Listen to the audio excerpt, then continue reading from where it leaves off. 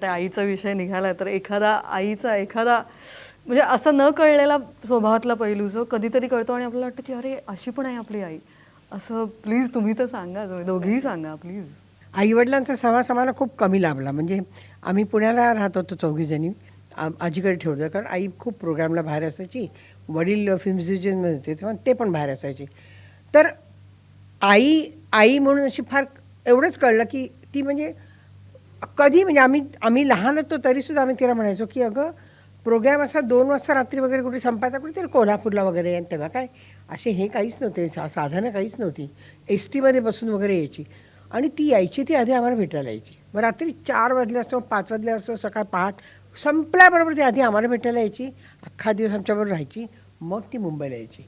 तर हे आम्ही तिला तेव्हासुद्धा सांगायचो हो का दगदग एवढी करते. पण ते तिला ते म्हणजे तेवढाच असा तिला एक विरंगुळ असायचा की मी एवढी कष्ट करून आली ना तर पहिल्यांदा मला माझ्या लेकरांना बघू दे हे असायचं. आणि दुसरी गोष्ट म्हणजे त्यावेळची सुद्धा म्हणजे बघा आता 47ला आई-वडिलांचं लग्न झालं होतं.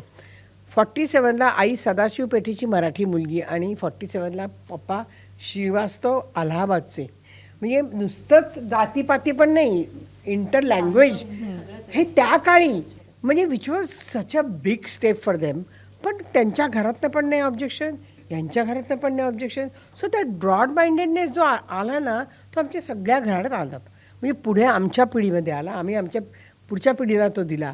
विच वॉज सो ब्युटिफुल की प्रश्नच नाही कधी पडायचे आम्हाला की हे असं का हे तसं का नाही आम्हाला प्रश्नच नाही पडले. That was such a big revolution for us.